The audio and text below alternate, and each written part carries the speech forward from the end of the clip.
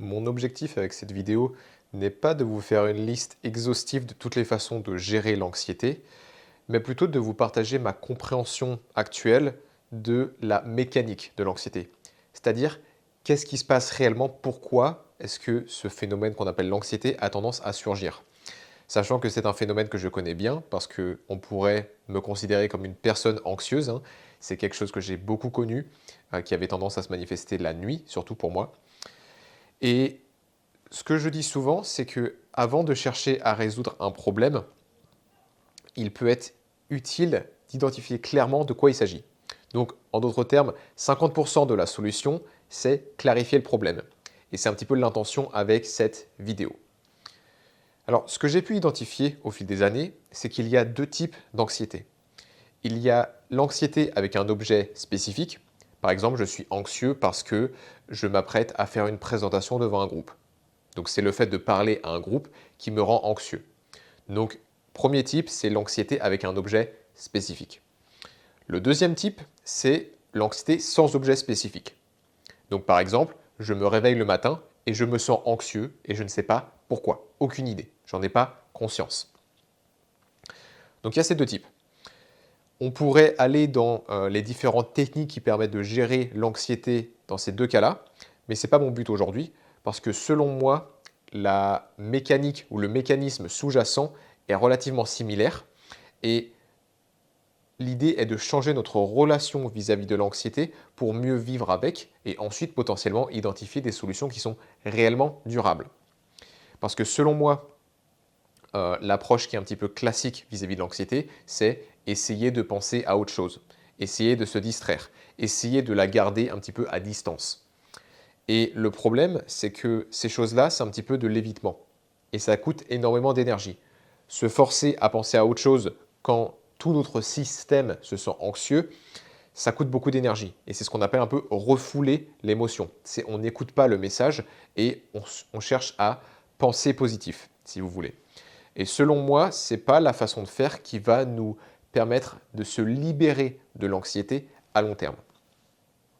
Donc, même s'il existe ces deux types, et même si l'anxiété dépend énormément de l'historique de chacun, et bien évidemment des traumatismes, etc., là, on ne va pas s'intéresser à ça, non pas parce que ce n'est pas important, mais parce que les principes sous-jacents sont les mêmes.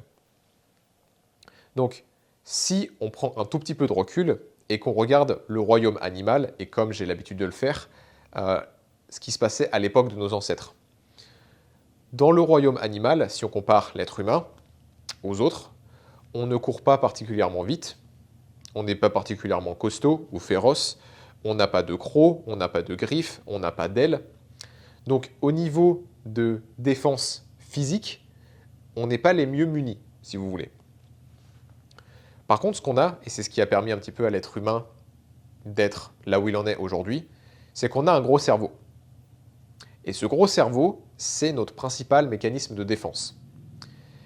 Et ce qu'il est important de comprendre, c'est que ce qu'on appelle l'anxiété, c'est simplement les effets d'un cerveau qui est vigilant. Et notre cerveau étant notre principal mécanisme de défense, quand il est vigilant, notre cerveau cherche simplement à assurer notre sécurité, même si ce n'est pas bien fondé. Et ça dépend surtout de notre passé, de pourquoi potentiellement on est devenu comme ça, ou pourquoi on est anxieux pour certaines choses en particulier. Mais quoi qu'il en soit, ce qu'il faut vraiment comprendre, c'est que ce qu'on appelle l'anxiété, c'est simplement les effets d'un cerveau vigilant. Et en passant, je pourrais permuter les termes cerveau et système nerveux, en sachant que le cerveau fait partie du système nerveux central. Donc, tout le contenu que j'ai pu faire sur la chaîne YouTube, mais surtout sur Instagram, sur le système nerveux, s'applique ici aussi. Parce que quand on régule le système nerveux, on vient donner un sentiment de sécurité au corps, et le cerveau le perçoit, et forcément, ça va venir influencer les niveaux d'anxiété. Donc ça, c'est vraiment la définition. Et donc, la question qu'il faut se poser, c'est non pas comment lutter contre l'anxiété, mais pourquoi est-ce que mon cerveau ou mon système nerveux considère qu'il faut rester vigilant. Donc on veut aller à la cause du problème. Pourquoi est-ce que mon cerveau, dans son intelligence, et à nouveau, il est conçu pour nous protéger, comme tous nos organes, hein, mais le cerveau en particulier, il est conçu pour nous protéger. Pourquoi est-ce qu'il a le sentiment qu'il faut me protéger à l'instant T? Et du coup, ça, je ressens ça comme de l'anxiété. Donc, quand on se pose la bonne question, immédiatement, il y a beaucoup plus d'options ou de potentielles solutions qui s'ouvrent à nous. Et donc, on en arrive à la notion de comment est-ce que je crée un sentiment de sécurité en moi. Alors, là, une option, je n'en parlerai pas aujourd'hui à nouveau, mais ça va être de regarder dans mon passé et d'observer s'il y a eu des anxiétés ou des peurs similaires à ce que je ressens aujourd'hui. Si oui, alors il peut être utile de faire un travail en passant en revue ces expériences passées et en les regardant avec notre regard, notre perspective d'adulte, et pas la perspective de l'enfant qu'on était à l'époque. Et en fait, ça va permettre de donner un nouveau sens à cette expérience passée et faire en sorte qu'elle n'ait plus d'emprise sur nous. Donc ça, c'est un travail qu'on peut faire individuellement. C'est possible de le faire avec un journal, hein, en écrivant. Mais voilà, ce n'est pas quelque chose que je peux vraiment vous décrire individuellement en vidéo. Mais c'est absolument quelque chose qu'on peut faire. Ensuite, il y a la notion, est-ce que je peux apporter un sentiment de sécurité à mon corps, à mon système nerveux, ici et maintenant? Et donc, c'est là que rentrent en jeu les choses dont on entend souvent parler. L'alimentation et surtout la digestion. Donc, comme j'ai pu en parler par le passé, il n'y a rien qui n'échappe au système nerveux. Avec ses petites tentacules, ses nerfs qui vont un peu partout, il est au courant de tout ce qui se passe dans le corps. Et donc, si j'ai des carences alimentaires, si j'ai une dysbiose, donc un déséquilibre du microbiote, si j'ai de l'inflammation intestinale, etc., tout ça, ça va être perçu comme une menace interne pour le système nerveux. Et donc, ça va encourager un état de vigilance et donc d'anxiété pour la personne concernée. Et donc, c'est pour ça que si on s'intéresse aux symptômes de, par exemple, la maladie de Crohn ou du syndrome de l'intestin irritable ou de la candidose, donc une infection de candida dans les intestins, on voit que souvent, parmi les symptômes, il y a anxiété, dépression, etc. Donc, une façon d'expliquer ça, il y a bien évidemment des façons plus biochimiques avec les toxines que ça génère, les neurotransmetteurs que ça génère, comment ça influence tout ça. Mais si on regarde juste de manière basique, notre système nerveux perçoit que quelque chose ne va pas à l'intérieur de nous, donc à l'intérieur de nos intestins, et du coup, il se dit, oui, il y a une menace quelque part, il faut rester vigilant, au cas où. Donc tout ce qui est alimentation, digestion, j'ai pu en parler dans d'autres vidéos, c'est quelque chose que je fais très souvent avec mes clients parce que malheureusement, quasiment personne n'échappe aux problèmes digestifs, même si ça ne se manifeste pas comme des problèmes au niveau du ventre. Donc alimentation, digestion, c'est absolument essentiel pour instaurer un sentiment de sécurité pour le corps. Ensuite, il y a bien évidemment le sport. Si on est sédentaire et enfermé toute la journée, le corps qui a évolué, pensez à nos ancêtres à nouveau, à l'extérieur et en bougeant régulièrement, il va se dire qu'il y a un problème. Et on sait très bien que le fait de stagner, de ne pas bouger, c'est pas bon non plus. Donc le fait de bouger régulièrement et surtout de bouger dehors, c'est absolument essentiel. Le soleil, c'est hyper important pour réguler nos hormones, mais aussi réguler notre humeur. C'est pour ça qu'on parle souvent de luminothérapie en hiver pour les personnes qui sont un peu dépressives en hiver. C'est parce qu'avec la réduction de la durée pendant laquelle il y a du soleil, la réduction de la durée des journées, ça affecte notre humeur.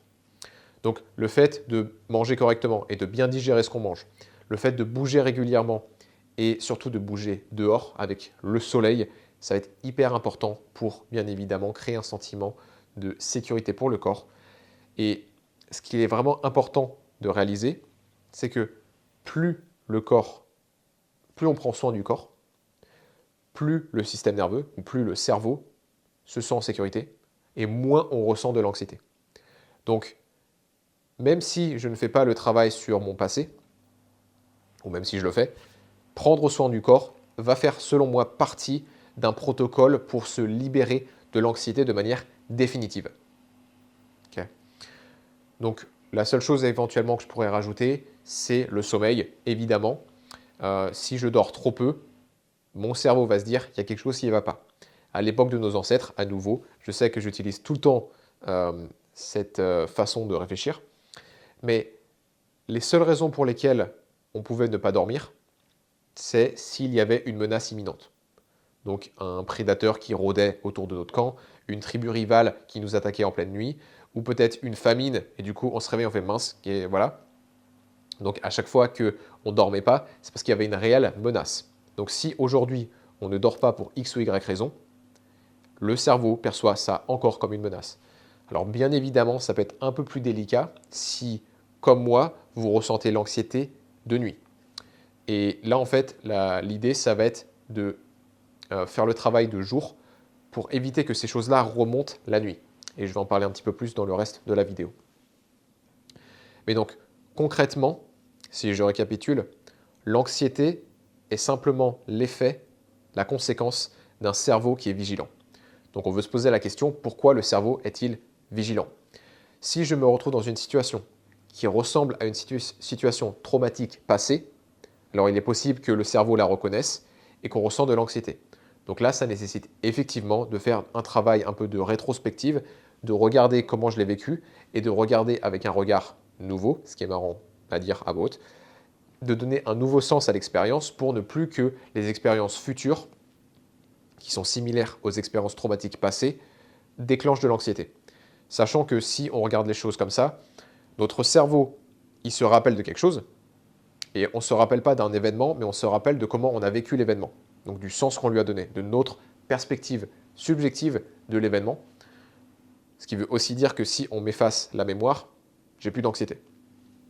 Donc mon cerveau, il se rappelle de ma perspective à l'époque d'un événement qui a été mal vécu. Et ce même cerveau, il va projeter sur l'avenir ce qui pourrait se passer et que ça pourrait se passer de la même façon qu'il y a 5, 10, 20, 30 ans. Et du coup, il se dit, non, je veux pas, du coup, j'ai de l'anxiété. Quand on décrit les choses comme ça, c'est assez comique. Bref. Donc, on veut se poser la question, comment créer un sentiment de sécurité? Parce que même si je ne fais pas le travail sur mon passé, si je me sens en sécurité là, aujourd'hui, l'anxiété va avoir beaucoup moins d'emprise sur moi. Donc, la première façon, ça va être de prendre soin du corps, comme je viens de l'expliquer. Une autre façon, ça va être comment quelle est notre relation avec nos émotions. Alors je ferai certainement au moins une vidéo dédiée aux émotions de manière générale. Mais ce qu'il faut comprendre, c'est que, selon moi, l'anxiété n'est pas une émotion en soi, c'est plus le fait qu'on évite une émotion. Donc c'est un petit peu comme si on se réfugiait dans la tête pour éviter de ressentir ce qu'il y a dans le corps. L'image que j'ai, c'est un petit peu comme si dans le corps il y avait de la tension et que ça faisait un petit peu comme un tube de dentifrice. J'appuie sur le tube de dentifrice, ça sort par le haut, si je le tiens à l'endroit. Et donc c'est un petit peu ça l'anxiété, c'est comme ça que je le vois, c'est qu'il y a des émotions qui sont donc présentes dans le corps qu'on ne veut pas ressentir, et donc on se protège, et donc on se réfugie dans la tête, un petit peu comme si on avait la tête hors de l'eau. On essaie de garder la tête hors de l'eau pour ne pas ressentir ce qu'il y a dans le corps. Et du coup, c'est aussi pour ça que l'anxiété est souvent accompagnée de on pense sans arrêt, on cogite, on rumine. Donc l'idée, et ça c'est un des problèmes selon moi avec le fait de vouloir se distraire, vouloir penser à autre chose, vouloir garder les émotions à distance, c'est qu'en fait ça va peut-être effectivement nous permettre d'éviter les émotions qui sont inconfortables, qui sont sous-jacentes à l'anxiété, mais ça va d'une part nous épuiser et ça va perpétuer l'anxiété. Ça veut dire que je continue de fuir quelque chose.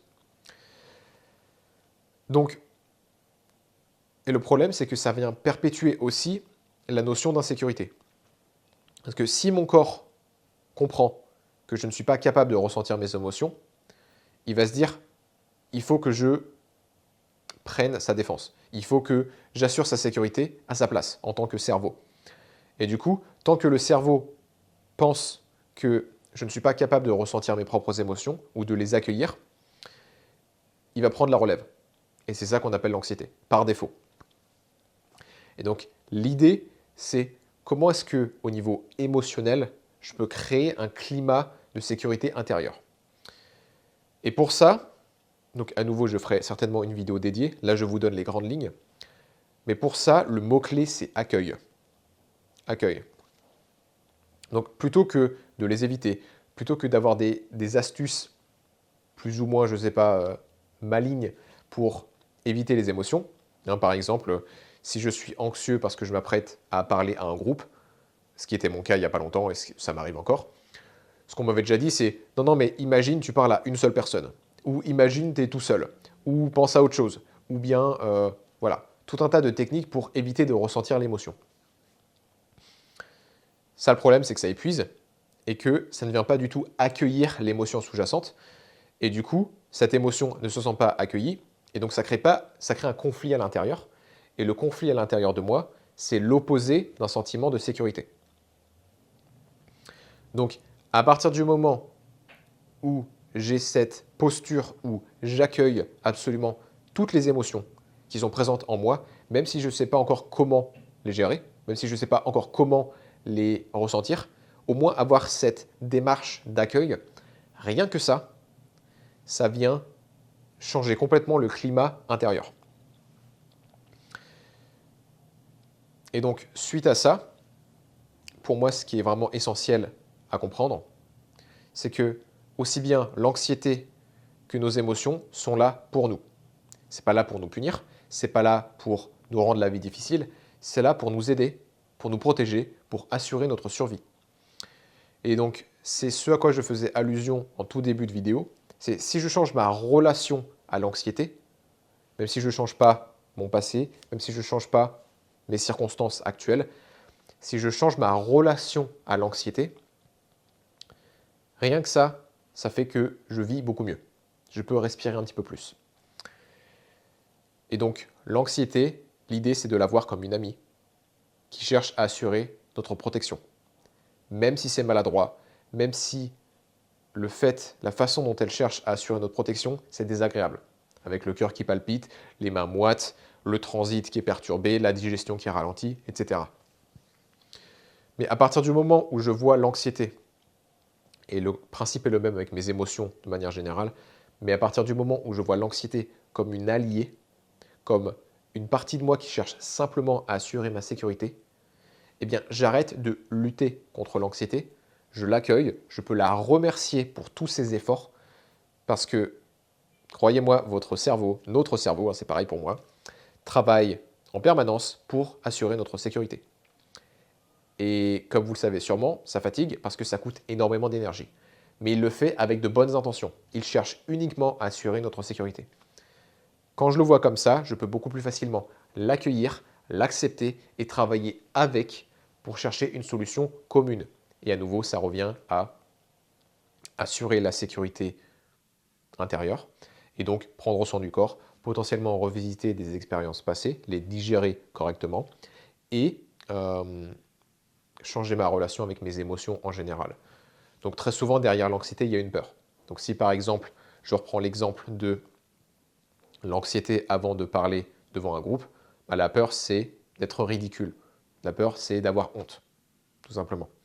Et si je suis capable de ressentir cette peur et de me dire que ça arrive ou non, je serai capable de gérer cette peur, parce que vraiment, je suis là pour accueillir mes émotions, et bien en fait, l'anxiété n'aura plus lieu d'être.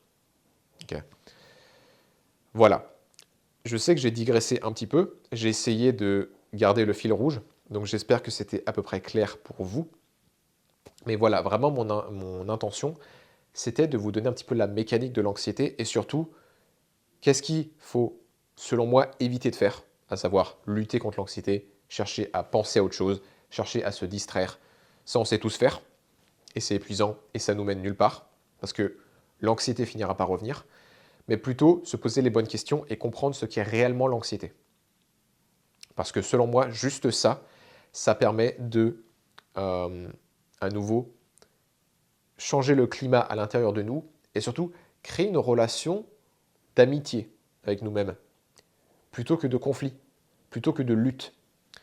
Et selon moi, c'est vraiment le prérequis fondamental pour ce qu'on appelle le bien-être. Si je veux être bien, je ne peux pas être en lutte à l'intérieur de moi. Voilà. Je vous remercie pour votre attention. N'hésitez pas à me faire des commentaires sur cette vidéo. Je suis vraiment curieux de savoir comment vous l'avez reçue. S'il y avait des choses qui n'étaient pas claires, à nouveau, c'était fait exprès que ce ne soit pas quelque chose d'exhaustif, parce que c'est un sujet énorme. Mais voilà, je suis curieux de savoir comment vous l'avez reçu, si vous avez compris ce que j'ai dit, si vous avez des questions ou vous souhaitez que j'approfondisse. N'hésitez pas à m'écrire. Dans tous les cas, je vous dis merci pour votre attention et à très bientôt. Oui, et à très bientôt pour une prochaine vidéo.